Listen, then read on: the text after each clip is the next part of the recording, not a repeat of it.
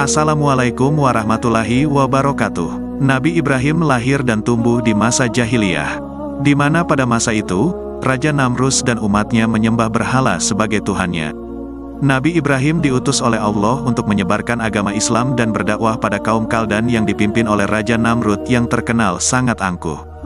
Nabi Ibrahim tanpa henti mengajak Raja Namrus dan umat untuk menyembah Allah Subhanahu wa Ta'ala. Namun Raja Namrus dan umatnya begitu sombong dan kufur. Nabi Ibrahim kemudian melakukan perlawanan dan menghancurkan berhala-berhala. Hal ini membuat Raja Namrus murka hingga memerintahkan untuk menangkap Nabi Ibrahim dan membakarnya hidup-hidup. Bagaimana kisah lengkapnya? Sebelum lanjut, jika berkenan silakan subscribe, like, dan share. Sebelum Nabi Ibrahim alaihi salam lahir di dunia sebagai seorang rasul, ternyata kelahirannya dimimpikan oleh Raja Namrud. Sang raja bermimpi ada seorang anak laki-laki yang masuk ke kamarnya dan mendekatinya. Kemudian, tangan anak itu berusaha meraih mahkota yang dipakainya dan melepaskannya. Anak kecil itu membanting mahkotanya dengan keras sehingga hancur berkeping-keping. Anehnya sang raja tak bisa berbuat apa-apa. Kemudian, dia terbangun dari mimpinya dengan kondisi penuh dengan keringat dingin ketakutan. Lalu, keesokan harinya, Raja Namrud mengumpulkan semua peramal untuk menjelaskan arti mimpinya.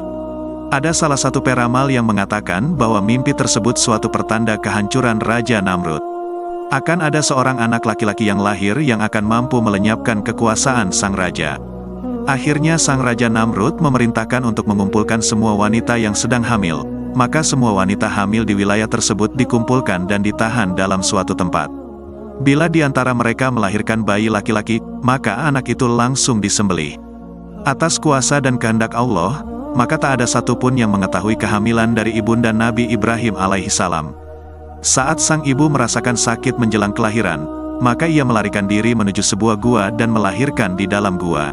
Nabi Ibrahim alaihi salam akhirnya lahir di Babilonia, yaitu daratan bumi yang terletak di antara sungai Efrat dan Tigris, yang disebut sebagai Ardu Sawaat, dengan seorang ayah bernama Azar bin Anahur bin Asyari, dan ibu bernama Nuuna binti Karnaba bin Kuusa. Setelah melahirkan sang nabi, atas kehendak Allah, tumbuh kembang Nabi Ibrahim berbeda dengan nabi lainnya. Saat beliau berusia 1 hari, maka dia menyerupai 1 bulan. Saat berusia 1 bulan, seperti usia 1 tahun. Setelah 15 bulan berada di dalam gua, Nabi Ibrahim alaihi salam sudah bisa berbicara.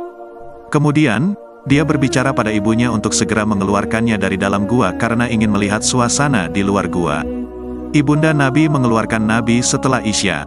Nabi Ibrahim sangat senang sekali melihat pemandangan di luar gua. Pemandangan yang pertama dilihat adalah bintang. Beliau sangat menyukainya. Kemudian, sang Nabi mulai melihat pemandangan lain seperti matahari dan bulan. Ketika Nabi Ibrahim mencapai umur cukup dewasa, beliau telah dapat membedakan yang hak dan batil. Kemudian beliau meyakini bahwa dirinya dan semua makhluk yang ada di dunia pasti ada yang menciptakan. Beliau sadar bahwa berhala yang disembah ayah maupun masyarakat Babilonia tidak dapat makan, minum, hingga berbicara. Sehingga mana mungkin mereka adalah Tuhan yang sesungguhnya. Oleh sebabnya, Ibrahim mulai mencari di mana dan siapa Tuhan itu sebenarnya. Tuhan yang menciptakan dirinya dan seluruh makhluk di dunia ini. Perjalanannya mencari Tuhan bermula saat Ibrahim melihat bintang yang bercahaya, dan menyangka bahwa itu adalah Tuhan. Namun, saat bintang itu menghilang di langit dari pandangan mata, Ibrahim pun tidak percaya bahwa bintang adalah Tuhan sesungguhnya. Kemudian Ibrahim alaihi salam melihat bulan dan berpikir juga bahwa itu adalah Tuhan. Lagi-lagi ketika bulan menghilang pada pagi hari, beliau menyadari bahwa bulan bukanlah Tuhan. Saat pagi hari tiba, beliau kembali melihat matahari.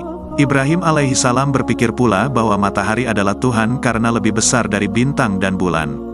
Tapi, ketika matahari terbenam dan waktu malam tiba, beliau tersadar matahari juga bukanlah Tuhan hingga Nabi Ibrahim pun tahu dan menyimpulkan bahwa sesuatu yang tampak mata bukanlah Tuhan. Karena baginya, Tuhan tidak akan pernah hilang. Demikian beliau menyadari bahwa Tuhan adalah pencipta dari semua makhluk. Kisah Nabi Ibrahim alaihi salam tersebut diabadikan dalam surat Al-An'am ayat 76-78. Nabi Ibrahim alaihi salam pun bertekad membuktikan kepada kaumnya dengan perbuatan yang nyata bahwa berhala-berhala dan patung-patung mereka betul-betul tidak berguna dan tidak dapat menyelamatkan mereka. Di kerajaan Babilonia, Terdapat tradisi tahunan bahwa pada hari yang dianggap keramat, rakyat di kerajaan tersebut akan keluar kota beramai-ramai. Selama berhari-hari, mereka akan tinggal berkemah di suatu padang terbuka di luar kota. Kesempatan itu pun dipergunakan Nabi Ibrahim alaihissalam untuk menghancurkan berhala-berhala di tempat peribadatan Raja Namrud dan kaumnya menggunakan kapak. Satu berhala terbesar dibiarkan utuh oleh Nabi Ibrahim alaihissalam dan dikalungkannya kapaknya pada leher berhala tersebut. Ketika Raja Namrud dan kaumnya pulang, alangkah terkejutnya mereka. Mereka langsung menuduh Nabi Ibrahim alaihissalam hingga terjadilah dialog antara Nabi Ibrahim alaihissalam dan Raja Namrud. "Wahai Ibrahim, bukankah kamu yang telah menghancurkan berhala-berhala ini?" tanya sang raja. "Bukan," jawab Nabi Ibrahim alaihissalam singkat. "Lalu, siapa lagi kalau bukan kamu?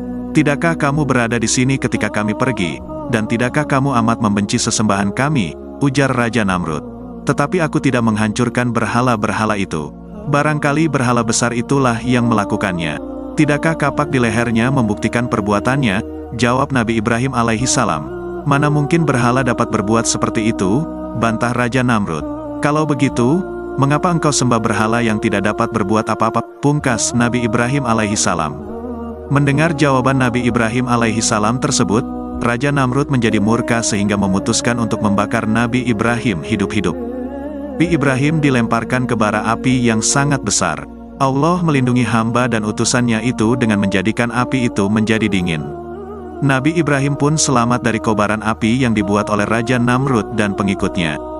Replika tempat Nabi Ibrahim dibakar itu ada di Taman Nabi Ibrahim, salah satu taman tematik yang ada di sekitar Masjid Raya Al-Jabar selain Taman Nabi Adam, Taman Nabi Yunus, Taman Nabi Nuh, dan Taman Nabi Isa alaihissalam.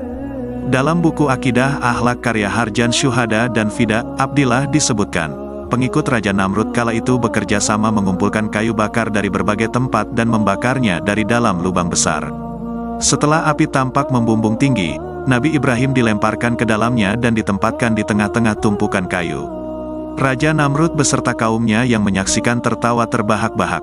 Namun, atas izin Allah, api yang berkobar itu telah diperintahkan agar tidak dapat membakar Nabi Ibrahim alaihissalam. Peristiwa ini termaktub dalam firman-Nya, "Kami, Allah, berfirman, wahai api, jadilah kamu dingin dan penyelamat bagi Ibrahim." Quran Surah Al-Anbiya, ayat 69. Melihat kobaran api tidak membakar Nabi Ibrahim, Raja Namrud tercengang dan akhirnya memerintahkan agar pembakaran dihentikan.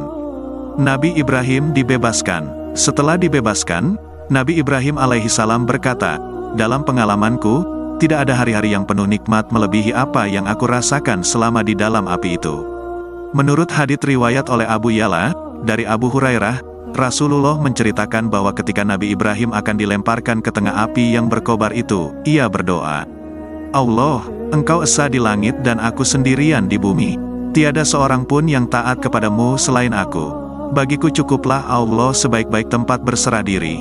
Dalam riwayat lain sebagaimana tercantum dalam kitab Syarah Riyadus Syalihin karya Syekh Muhammad Al-Utsaimin disebutkan, Ibnu Abbas radhiyallahu anhu berkata, kalimat terakhir yang diucapkan Nabi Ibrahim ketika dilemparkan ke dalam api adalah, "Hasbunallahu wa ni'mal wakil."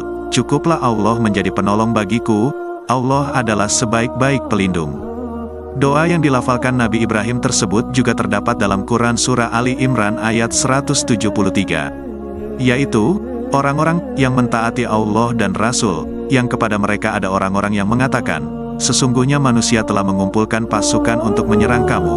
Karena itu takutlah kepada mereka." Maka perkataan itu menambah keimanan mereka dan mereka menjawab, "Cukuplah Allah menjadi penolong kami dan Allah adalah sebaik-baik pelindung." Demikian kisah Nabi Ibrahim dibakar hidup-hidup namun selamat. Semoga kisah ini bermanfaat. Assalamualaikum warahmatullahi wabarakatuh.